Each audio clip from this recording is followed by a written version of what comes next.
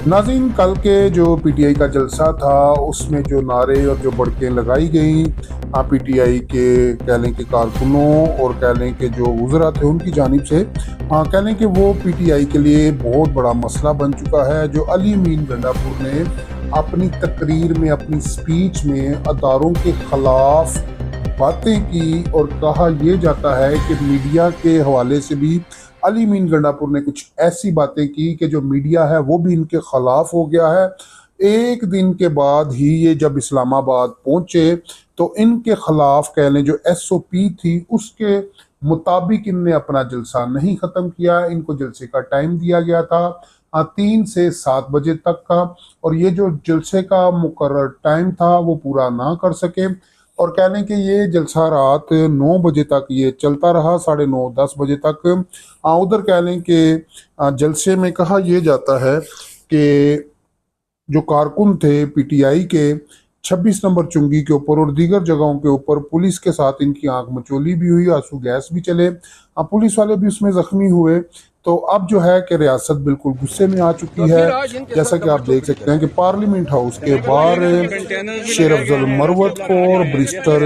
गोहर को कहा यह जा रहा है कि इनको गिरफ्तार कर लिया गया है। कहा यह जाता है कि जो शुएब शहीन साहब हैं उनको भी उनके दफ्तर से गिरफ्तार कर लिया गया है। जैसा कि आप देख सकते हैं नाज़रीन कि शेर अफजल मरवत को कैसे धक्के मार के यहाँ से ले जाया जा रहा है। ये पार्लियामेंट हाउस के बाहर से इनको गिरफ्तार किया गया है जब ये अपनी गाड़ियों से बाहर आ रहे थे। गाड़ियों को चेक किया जा रहा था, गाड़ियों को चेक करने के बाद देखा गया कि इनको गिरफ्तार कर लिया गया है। ये शुएब शहीन साहब बैठे हुए हैं अपने दफ्तर में बहुत ही मज़े से, और अब जो है कि एक दरवाज़ा खुलेगा। दरवाज़ा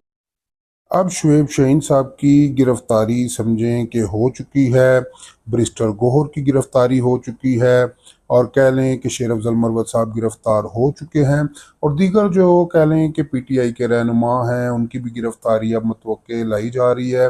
जैसा कि आप देख सकते हैं कि जब इस्लामाबाद की पुलिस पहुंच गई, उनको हाथ डाल लिया शुएब शहीन को, और फिर उनके जो कह लें कि जो मुलाजिम थे वो आगे बढ़े तो उनको भी पुलिस वालों ने धक्के शक्के मारे, तो उनको पीछे किया गया और शुएब शहीन साहब को गिरफ्तार करके यहाँ से लेके जा चुके हैं। नाज़रीन, यहाँ पर मैं आपको बता दूं कि दीगर भी कह लें कि जिन लोगों ने जलसे में कह लें कि